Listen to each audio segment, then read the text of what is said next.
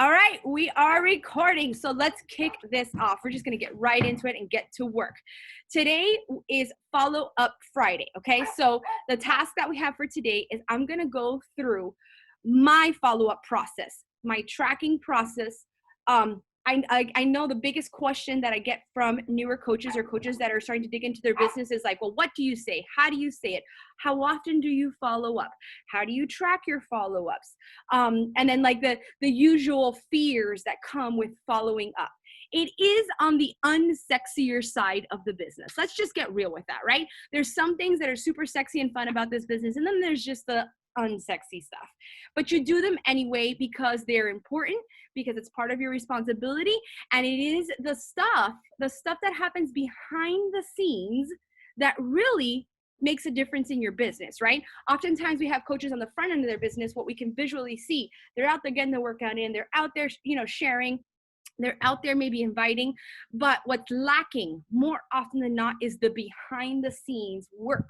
And a lot of that is in the follow-up process. So I hope today that I'm able to share with you guys. I've got 3 big tips for you, and then I've got 4 solid actionable steps that you can start to implement on your follow-up whenever it is that you sit down and do your follow-up. If it's every Friday with this group, fantastic. If you want to do it more than once a week, fantastic. But these 4 things that I just kind of checklist go through every time I'm sitting down to do my follow-ups, all right? This is the time, pen, paper. You're gonna need it today. Or if you're a computer, I'm a pen paper girl. Like my life is in this notebook. But if you're on the computer, or if you're a notepad person, like get it out because you're gonna want to write down this stuff. All right. So let's kick this off. I'm gonna give you guys 3 tips before we get into the actionable steps that you can take. Okay, three tips that are gonna help you get into the right mindset when it comes to following up. All right. Number 1, remove emotions. Remove emotions. Now, it does not mean that you need to be a robot in your business and be like emotionless and I'm just going to be a machine and not care about people and just be like this factory. No, that's not what it means. But what it does mean is that you have to understand and you have to set the expectations beforehand. Before you get started on this part of your business, you have to set the expectations and understand that you're going to get objections. You are going to get no's. You are going to get ghosted. And more often than not, it's not purposely done. Like, so the ghosting part is not purposely done. I don't know about you guys, but I'm a mom of 3. I run this business. I have like a busy social life. Like things fall through the cracks. I am a hot mess. Add to that the fact that I have like this much of a short-term memory. Like I forget shit left and right. And so when I quote unquote ghost people or forget to respond back, it's not personal. I'm just a hot mess, right? And so if I know that about me, I apply that same thinking when it comes to my business. I understand that, I don't internalize when I get an objection. I don't internalize when I get a no. And I don't internalize when I feel like I'm being ghosted or people don't respond back to me, because I realized early on, it is not about me. Okay, so remove the emotion that it's not about you. Expect the objections. They're actually good because that's going to give you the ammunition you need to talk to this person and get to know what they need from you so that you can battle the objection. So getting the objection is actually a good thing. Number 2, expect the no's, because the no's are actually going to be what's called, I call in my business, my 10 in play, my pipeline. All right. And we're going to talk about that in a second when we get to the actionable steps. But you want those no's because that's what builds your pipeline. That's what builds your hot list that you're going to be working from as you build your business, right? Those are the seeds that you've been out there planting. So it's a good thing. And then again, expect the ghosting, because it just happens, because let's just be real. Life is like at hyper speed all the time. A lot of us, I know my niche market is heavily in, moms, or pretty much 99% moms.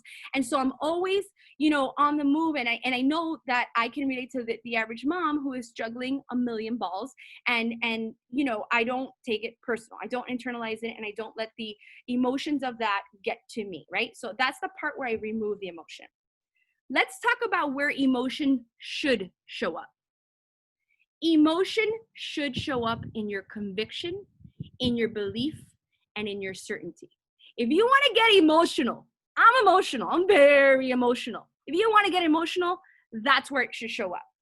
You have to understand that it is vital that you go into your follow-ups with your head right, understanding that you have value, knowing your value and believing in your value and the value of what you have to offer, right? Everybody that's out there, whether they're looking for you as a coach in the fitness arena or if they're looking at you as a business mentor, nobody is going to be out there searching for someone whose belief is less than theirs. Just bottom line, right? Your belief is so important because that's going to set the tone. And that's what people, I don't know about you guys, but raise your hand if your coach, you lean to your coach's belief in you before you believe in yourself. I did. And it started with that first program that I thought I couldn't finish. And then it just snowballed into, business things and more and more and more. But it was the initial belief of my coach in me and in what she was doing that I believed, okay, if it's possible for her, it's possible for me, that I went into it. So you've got to have that belief for the people that you are talking to. You cannot be wishy-washy. You cannot be weak when it comes to objections. You can't go into the conversations when they say, it's too expensive, I don't have time, or I don't know, I've heard XYZ about this, and be like, yeah, you know what? Let me just back off. No, that is where the emotion has to show up. And that's where if you are doing all the things in the business, right? You're doing all the vital behaviors, you're not going to have a problem with this conviction and belief because guess what? It's yours. Nobody can take away your testimony and your passion for what you do. But it's also your responsibility to have that testimony and to have that passion. All right? So that comes in the vital behaviors. So that's where emotion should be showing up. And then one more thing when it comes to emotions, I think one of the biggest mindset shifts that I had in the beginning was this. How many of you guys, and please be honest here, because I know I felt this way in the beginning. I was so worried about people thinking that I was annoying them, or that I didn't want to be like that salesy person constantly following up to close, quote unquote, a deal. I worried about that. Raise your hand if you worry about that. Okay. I realized that was a narrative I was telling myself. A mindset switch that I had early on in my business that changed the game for me is when I started changing the story I was telling myself, that it's not that I'm annoying, whatever, but that my following up, my organizational skills, my leadership skills in my business, my trust factor in my business all depended on how well I followed up.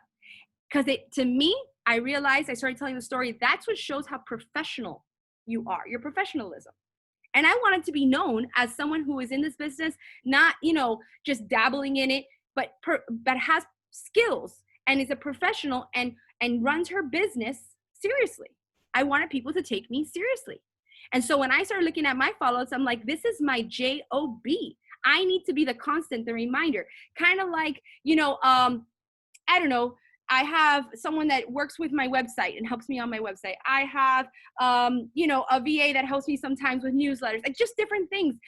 Just think of anything in your life that you need someone. My accountant is another one. Like she's constantly writing to me, my accountant, I need this from you. I need this from you. If she wouldn't constantly be following up on the things that she needs from me, I would lose my way because I need her. That's what I need her for, right?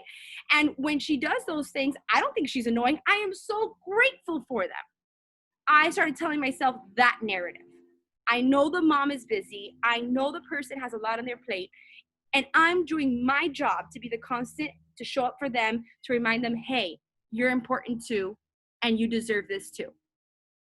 When I changed that conversation and I changed it, and I was telling myself that narrative, it changed everything when I was going into those conversations, all right? So just quick mindset shift that helped me a lot. So that's tip number 1, remove emotion. Number 2, the BFF rule. The BFF rule, to me, I heard this early on in my business as well, is that I think another big worry is, well, what do I say? And a lot of coaches are like, can you give me scripts? Can you give me examples? Can you tell me what you say and how you say it? And this is me personally, Monica. Monica does not believe in scripts. Monica believes in doing the work and building relationships. This business is not transactional, it's relational. And it's your job to build relationships with people, get to know them so that you can serve them. And that's not going to happen if you're copying and pasting scripts on the double. Your personality is not in that, right? And the conversation you have with each person is going to differ because each person needs something different from you. And it's your job to get to know them, to know what they need. So to me, the BFF rule comes in. Talk to people like you would be talking to your best friend. You don't got to change anything. You don't got to sound super duper, I don't know, like, is this wording right? Does this sound right? Like, just say it like you would talk to your best friend. And to me, that bridges the gap, right? That bridges the gap from this is me, this is her, I could never be like her, or I'm not sure I could be like her. Talking to them like if they're your BFF brings you here. It bridges the gap between you and the person you're talking to, right? It also helps you build a relationship because they feel comfortable with you. I do this in a couple of ways. When I say the BFF rule, I do this in a couple of ways. Number one, I speak with empathy at all times. When I get an objection, well, I don't know, I don't have time, like I'm really busy, I get this a lot, like I work 18 hours, I'm a nurse, I'm this, I'm that, my husband's not home, I'm, a single mom, all these things. I always say, I speak with empathy. Listen, when I started, I remember feeling the same way as you. But then I decided I was going to commit to myself, give myself 1 hour before my family woke up and dedicate it to me, and that changed the game. And I know you could do it. I know you could fit it in, and I can help. You see how I speak from a place of empathy? Saying, I remember I was once there, here's what I did, and I share my solution. And it just, again, bridges the gap between you and the person you're talking to, letting them know that you understand where they're coming from, but then again, they're leaning into your belief, right? So empathy is number one. I always speak from a place of empathy. Number two, I straight talk. When I talk to someone, they're like, oh my gosh, your results are amazing. I'm so inspired by you. Can you give me more details? Then I give them some of the details, right? Share maybe a third-party tool with them, and I come back and say, so let's talk to me. What are you thinking? Or what can I help, clarify for you? And then they say to me, well, I don't do shakes. I straight talk. Remember how you said you were inspired by me?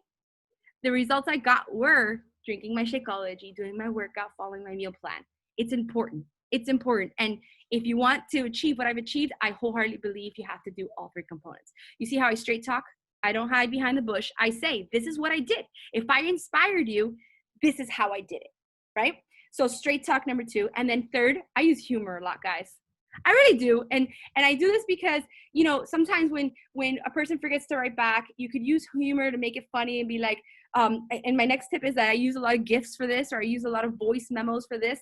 My favorite GIF to use when I haven't heard back from someone, have you guys seen the Ace Ventura one where he holds on and he's like this? And then I always write hello, and I always get back an emoji of someone cracking up, or I'm like, haha, you're so funny. Oh my God, I'm so sorry. I've been so busy. And I get it. I use humor in a lot of what I do, right? I also straight talk and I say, hey, listen, I haven't heard, even if the gift, I send the gift, I send the humor, and I still get crickets. I'll straight talk. Hey, did I do something to offend you? Like, I'm a little worried here. I haven't heard back from you. And you sounded like you really needed my help, or you really wanted to get started. And I straight talk. Like I would my best friend, right? I'm not going to let my best friend just stop talking to me and never come back to her and be like, hey, yo, is everything okay?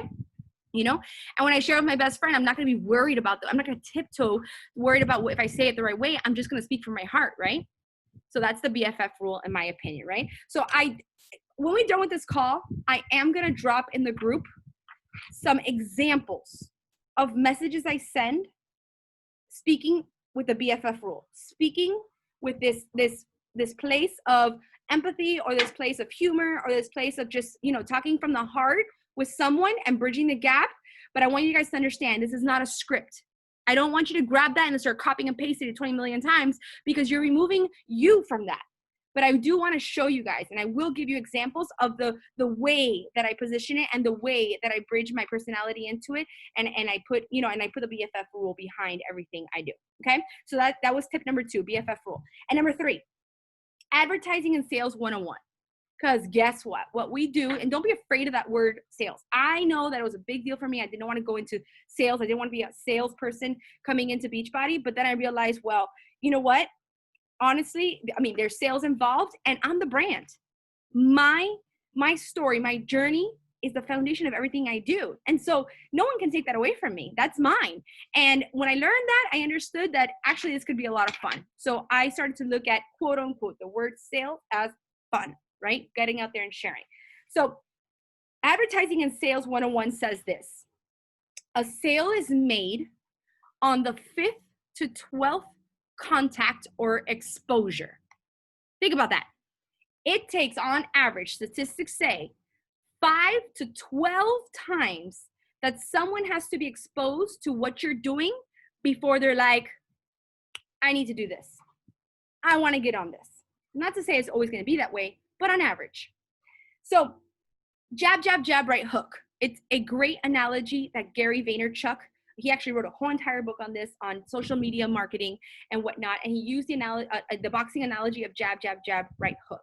Jab, jab, jab, right hook, if you haven't heard of it yet, says the jabs are value. You're constantly out there giving value, value, value, value, value. Your right hooks are your call to actions. You're straight up asking of business for business, right? And he talks about how, just like boxing, you can't just sit there and throw jabs, and you can't sit there and just throw right hooks. You got to jab, jab, jab, right hook, jab, jab, jab, right hook. You got to come in for the hook, but you got to throw them jabs. That's where it's so important that by the time you're getting into sharing of your value, you're getting into the part where, I'm sorry, not sharing your value, you're getting into the follow-up of what you're doing. These people just showed up in the boat. Guys, say hi to Autumn, Christina, all the Tocados, all the Brosses. Hi, guys. No, don't worry. I didn't lose my train of thought at all. Don't worry. All right. Jab, jab, jab, right hook. Okay, so before you get into these follow-ups, how you can make these follow-ups most effective is this, is that if you're taking care, imagine you get into your follow-up and you're already on your 6th or 7th exposure. Your job is like, cut in half, because it would feel icky to have to come and follow up with someone 5 to 6 times, right? Doesn't that feel like a little icky? So my next tip is that make sure you are constantly dropping value. So by the time you're sitting down to do your follow-ups, you're at that 5th, 6th, 7th, 8th contact. And we're going to talk about how you can share that value in a second when I get into the actionable steps. But it's important to know that you can cross off a lot of that exposure before you actually sit down to do that straight up hook of, hey, so where are we at? Or hey, can I help you explain a little bit more about, what's holding you back? Can I explain a little bit more about the challenge pack? Did you not understand something? Do you need some time? Do you have some worries? And so on and so forth. So you see how you eliminate a lot more so that you sit down and have a more solid conversation when you're doing that follow-up. All right, so those are the first 3 tips. Number 1, remove emotion. Number 2, BFF rule. Number 3, make sure that you're adding value, and you're advertising 101, knowing that you can get rid of exposures early on through sharing value. All right, now for the meat and potatoes, the actionable steps. So Monica sits down to follow up. Where does she go in her business? All right, first place I go. By the way, the first 3 is what I call in the business, my pipeline, right? This is where when you can hear, like if you're on Diesel Core, I'm constantly saying like, the beginning of the month, I'm filling up my pipeline, or man, my pipeline is scarce. I got to work on my pipeline today. These first 3 is what I call my pipeline. So number 1, my share cards. All the share cards that I have already sent out, if they haven't yet closed, I am following up and sending that secondary email. Now, ShareCart makes this so simple for us guys. When you log into ShareCart, you're able to see when you sent it, then the next tab says viewed, and the next tab says purchased. I always go into the sent and viewed. If I send something and someone hasn't even looked at it, you bet your butt I am resending it to them, right? If someone's viewed something, I'm also resending the email to them.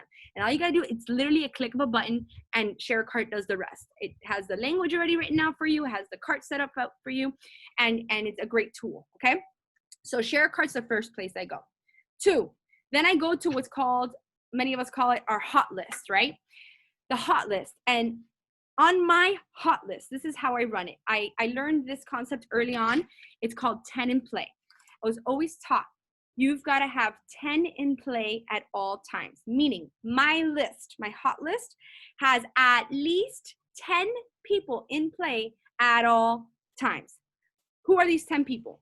They are the people that I have come into contact with in various ways, whether it's, well, let me tell you what my 10 in play chart looks like. Again, I'm a pen and paper girl, so I literally write out this list, and I'm constantly like penciling and in the people and crossing off once they've purchased, and then they go into my next list, which is now the customers and coaches that I've signed for the month that I'm paying attention to and helping through, right? But my 10 in play is just me writing down, and these are the 4 different categories that I have in my 10 in play. Number 1, I have the name of the person, right? Number 2, I have the source. Where is it that they found me? Instagram, Facebook, word of mouth, referral, my newsletter, whatever, wherever it is that they came from, I write it down, right? So that I know where to follow up back with them. Number 3, their interest. What are they interested in? Is it coaching? Is it a challenge pack? Is it both? You know, whatever it is that they're interested in, I write it down on this chart. And then the last section of the last category of my chart is notes. And this one's very, very important, especially for someone like me. Like I said, my short-term memory is just like shot. I think I spit it out every time I had a kid. Like I just forget things like crazy. So if I don't do this last category, which is the most important to me, I am so lost. And this is where a lot of things fall through the cracks for me. Under my notes, I write down everything about the conversation that I had with the person, right? Because when I do have conversations, when people do come to me to inquire, I always start off, before I give them any information, I'm asking them valuable questions to get to know them. And then in my notes section, I'm writing down the answers to these questions. So it could be like single mom, or nurse, or firefighter wife, or has lost already 50 pounds and looking for something to take it to the next level, or is starting from zero, or, you know, word of mouth because my friend, you know, Michelle sent her over and she works with Michelle. I write down everything so that when I'm back in contact, and a lot of you guys are in your warm market now, right? A lot of you guys are speaking to, the large majority of the people you're speaking to are people you know and that you already have a relationship, right? But when you start to work about 90% in your cold market and you're meeting people virtually, this is the part that means the most when you're having conversations, because they're going to feel like, again, you're building a relationship with them and you remember them. And so I write down everything so that when I pick up the conversations to follow up, I know what I'm talking about. I know where I left off with this person and I know what they need from me. All right. So my 10 in playlist always has the name, the source, the interest, and any notes that about this person. Now my hot list, when I sit down to follow up, I am going through this hot list and I'm reading my notes and saying, okay, well, I left off with this person. I saw they viewed my cart. Let me write to them. And then I know how to tailor my message to them, right? I know what to say to them to follow up. And again, I use either humor, I use a straight talk, or I use a place of empathy of like, how can I bridge the gap for you? What is holding you back type deal. All right. Then the third place I go to follow up is every person I've sent a resource to or plugged into a resource. So for example, coaching opportunity webinar, right? I looked at all the people that maybe didn't sign up, but was a part of the last coaching opportunity, right? And I follow up again.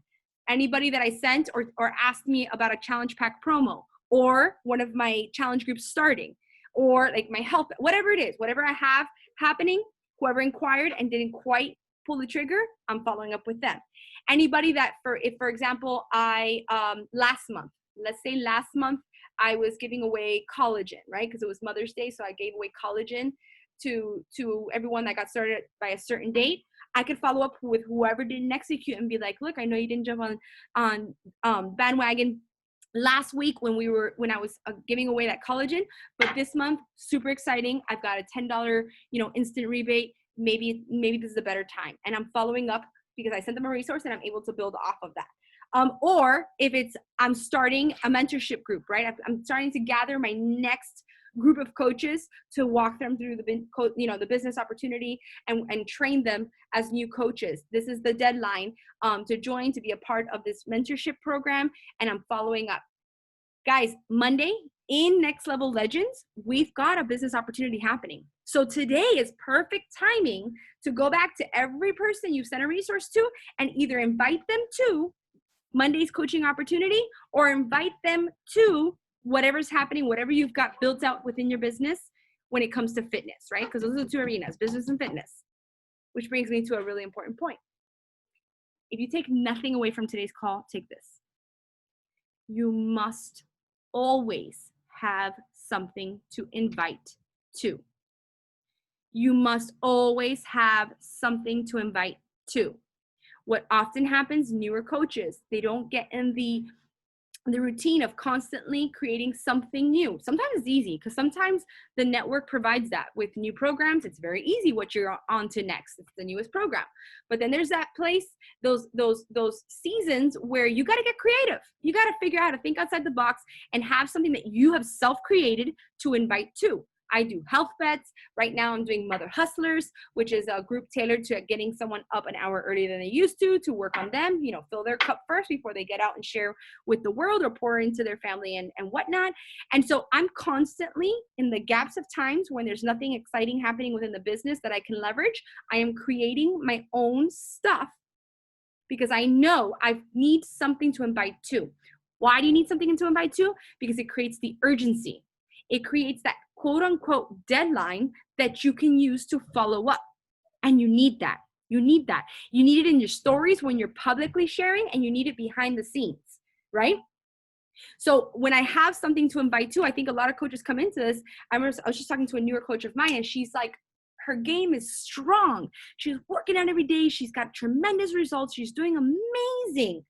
But I noticed every day was like, message me for more information, or check out, you know, my workout. It's, you know, look at my results, message me for more information. But there was never this, I've got this happening. This is what you can join, right? People need you to help them connect that dot. And so it's important that you always have something to invite to. All right. So that's what those first three, your share cards. So the people you already talked to and sent us a share card to, your hot list with your 10 in play at always, right? So when you fall under 10, by the way, it's your job, like me. When I fall under 10 and I'm like, oh crap, I don't have 10 people that I'm at least having conversations with in some kind of way, I need to get out there and build that pipeline, all right? And then 3, everyone you've sent to a resource or sent to an event before, you're following up with them again. All that, to me, in my head, creates a pipeline, all right, in your business. Now, the last actionable step. So this is the last step I take when I sit down to do my follow-ups. And I think oftentimes this is the only step a lot of coaches take when they're following up and they don't have a pipeline that they're working on, right? So this one might come easy to you, but I'm going to give you some tips on it as well. The 4th one is your public call to actions and your public follow-ups. Those can come in 2 ways. They can be direct or they can be indirect, right? The direct ones are you directly ask, right? My next group is happening or starting in 2 weeks. The deadline to join is XYZ. DM me for more information, right? Straight ask, right? It can happen in a post or it can happen in stories. In stories, sometimes we do the tap, tap, tap. You know how you tap, you keep tapping and you see like a whole narrative of sharing, you know, a call to action. Those work as well. Fill out this form. That's a direct ask. If you're interested or if this speaks to you or if this resonates in any kind of way, fill out this form. That's a direct ask. A DM me now, right? You talk about what you have to offer. Straight shot. I'm looking for 5 to 10 women who are gonna throw away all their excuses. They really want to make a change in their life. And DM me now. That's a direct. Let's also talk about indirect. Indirect, where you story tell, right? And the story can be yours, or the story can be someone that you work with, right? A coach or a customer. It could be someone's transformation. It could be someone's business success story. It could be yours. But your storytelling to talk about fitness and what it can do. Your storytelling to talk about the business and what it involves, right? Same thing in the stories. A story within your story. You could do that as well. Literally just, and by the way, this is very valuable. It's something that I shy away from because I just feel uncomfortable, but I'm getting better at it. But literally stories where you talk into the camera, you know? That's a story within your IG stories is also an indirect way where you're sharing, but you're not saying like the direct ask, at least not just yet, right? And then there's also like the in it transformation or daily activity that you could share. So indirectly, for example, if you go to my stories right now, I just told you guys about my Mother Hustlers movement that I'm creating right now, where I'm trying to get people to wake up an hour earlier, to fill their cup first and do their stuff first before they pour into their family and whatnot and everything else they do in their life. Well, little by little, I'm breadcrumbing everywhere with my actions already, like me working out, or me working on the notes for this call, or me, cooking, meal prepping, and then showing that my kids are still sleeping. Look at all the things I have accomplished before my kids have even woken up. You see how I'm indirectly sharing about my challenge group, but I'm doing it as I am the example. So that's another powerful way. So there's ways to directly and indirectly follow up and invite, right? And call to action. Now, how do the pros really use this? They 10x this, they compound them. This is how, when I really want to leverage my follow-ups, I am making sure that I am simultaneously doing both. What does that mean? It means you'll probably find a direct post on my feed while I have indirect follow-ups and posts in my stories, or vice versa, right? So on my feed, it'll be like, I'm looking for 5 to 10 women to get started on this date. DM me now. But in my stories, I'm using my daily actions and breadcrumbing. By the way, this is what Mother Hustlers looks like. And this is the way, again, you're connecting all the dots for the people that are watching you. And if you're removing the emotion, when it's their time, they'll reach out and they'll join you. And I promise you, it works. It's the seed that you are planting. But the pros know that you simultaneously do this, and you make sure that your stories and everything is fluid, so that it's all backing each other up, and you're taking care of exposures as you go, right? You're like 10xing your exposures as you go. So there you go. Actionable steps. Let's go over them one more time. The pipeline, share a cart, your hot list, your resources, right? And then the last thing you do is your public follow-ups and CTAs to back up what you have to do. By the way, your public CTAs and follow-ups can have the same language. 24 hours left to join my XYZ, right? That's creating urgency within your posts, and that's important too. So that's what I've got for you folks. It is that simple. I bet you, you're like, okay, I kind of knew all that, or yeah, I've heard that before, or it seems pretty common sense. But here's what I want you to know, is that you can't skip these steps. They're the unsexier part. They're the part that, yes, as you start to do it and you start to change your mindset and work on your mindset and get stronger and stronger when it comes to the conviction, the belief, and all that stuff that you're sharing while you're doing this, you get better at it, right? You're contagious while you're doing it. But at the same time, you have to know that this is imperative. This is this part that you cannot skip. This is the part that most coaches skip because nobody can measure it for them, right? Like your sponsor can't sit there and see the way that you're having conversations, the way you're following up, and how well you're doing it, because that's the behind the scenes part. That's the part that you're responsible for. So it's really, really important that you dig into this and have fun with it. Have fun with it. Use those gifts, use those voice memos, and just speak from a place of love and speak with your heart. All right. So let me take a look at the chat. I told you guys I'm terrible at looking at the chat while I talk because I'm like, squirrel. Let's see if I've got any solid questions. If you guys want to unmute yourselves and ask the question, by all means, while I go through this, go for it.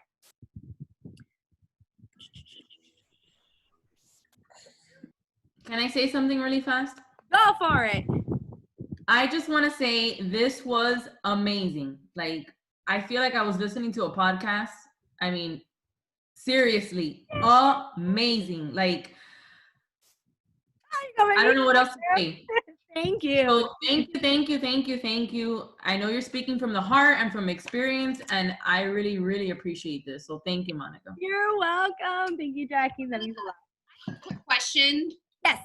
With your energy and what, do you chat with people most of the time over the, like, do you use your voice? Because I kind of have that same type of personality, and I think that's like our strong point. Yeah, for sure. It's hard for me to write it out. Mm-hmm. So, but I also have 3 kids. So yeah. people there in the background. What do you do? It reminds me of, look, I just got this question by text by Jackie Worley the other day. She's like, do you get on the phone, or we're like, what are you usually doing? Okay, so guys, I hate talking on the phone. I just don't have time. Even when in my personal life, my husband knows, I'm like, what do you need? Like, I don't like talking on the phone, but I know that my power is in my voice, because and it also bridges, like I said, the gap, and helps me share my emotion. So that's where I talk about voice memos, meaning on Instagram or in text, whatever, being able to record a voice text. That's probably a better word. Voice text. I use that on the double. And even if my kids are screaming in the background, I'll be like, girl, you hear that hot mess behind me? I'm sorry. That's why I'm sending this quick message to you. And then I go off with what I have to say. So again, relatable, and just like if I'm talking to my BFF and sharing, but that's the way I get that emotion across as well. Great question. All right, let me see. Anybody else? Unmute yourself, go for it. Okay, Monica, so if, let's say you're inviting somebody, you're touching base with them, and then they kind of go silent, right? Because this happens, people forget. And then you use the humor, or you use like the compassion to be like, okay, all things aside, are you okay? Because we were totally talking. And then, we know that they've read it, right? Because it says seen, and then they still are silent. Do you continue to pursue that? And what I think for newer coaches, they want to know, like, what's the time frame that you wait in between those messages and follow-ups? Okay, so someone does not get removed from my list unless one of two things. They finally join me, or they tell me to fuck off. Like, literally, yeah, me too. That's it. Until we get to those 2 points, I'm gonna keep on. Because again, and I also know, here's another thing, and this happens in the business also when you're already working with coaches, or you're already working with someone in the fitness arena. Oftentimes, if people missed your message the first or second time, by then they're embarrassed. They're like, holy crap, if I answer now, she's going to be like, you embarrassed me this whole time and now you're coming around. And so I make, again, it's a narrative I tell myself. Instead of being like, this person continues to ghost me, I'll be like, no, you know what? I'm going to keep breaking the ice and keep breaking the ice and keep showing them that I'm loving on them and I'm here and when they're ready, right?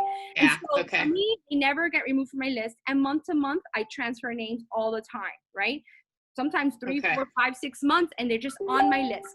Now, when it comes to how often I follow up with each person, I'm going to say I use discernment on that. Like, you got to be able to discern whether this person needs to hear from you, or like maybe they said, like, let me, I got to wait until I get paid next week. I make it my job to remember that they get paid next week, so I got to follow up. Yeah, right? me So that person, I follow up that week. If someone that just fell off, but I see them liking my stuff, or I see them watching my stories, they may have just missed my message. So I'm going to say that's where you kind of have to have that discernment hat on and be like, what does each person need from me? But again, nobody gets eliminated from my list until one of those two things happen. I hope that answered the question. Yeah. And then do you continue, like, if you keep, so let's say, like, I've got quite a few where I'll send an invite and then I'll follow up, maybe a couple weeks later, hey, not sure if you missed my message, which that often works too. They're like, oh my gosh, I did see it, but there is that percentage that still doesn't respond. And then it's like, okay, so what I do is I kind of just leave them alone. And then the next month, I always kind of track it based on what I have coming up, right? So the next new thing I have to invite to, you're going to get an invitation to that. Like, you're going to get an invitation to every new thing I have until you tell me to fuck off, or, you buy it, right?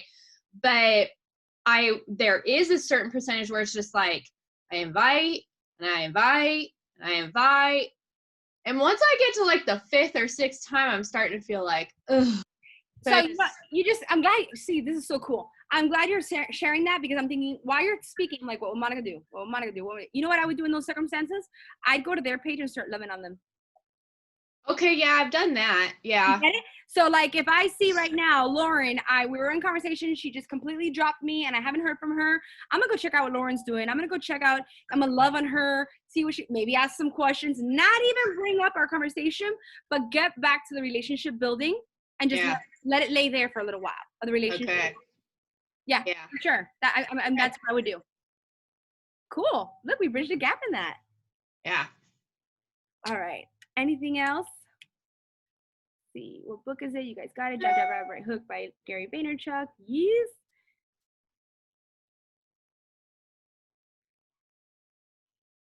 How do we get into the Coach Sneak Peek group? I saw the post yesterday in Next Level Legends, so check it out. I think it was Melissa Gallamay that posted it, so check that out. All right, I think we got everything. Yeah, thumbs up. All right, can we do something fun before we go? I know I went over it by 15 minutes. I'm so sorry, but can we do something really fun? Can we? Let me see if I can get everybody. How many? Okay. As you guys say this, I'm gonna go through the groups. But can we all? This is gonna be so crazy. Can we all unmute and say we are going next level, baby? Can you guys do that? I know it's gonna be loud for a second. I feel like we can pull this off. Ready? Okay. All right, wait. Get my filter on. Video with a bunch of people. All right, so you guys are gonna say, we are going next level, baby. Let's practice one time. Ready? We are going next level, baby. That was terrible. That was so terrible. Let's do it again. It's gonna be 1, 2, 3, then you go. Ready? And say it with excitement. I don't care what time you yell. How do you want us to say it?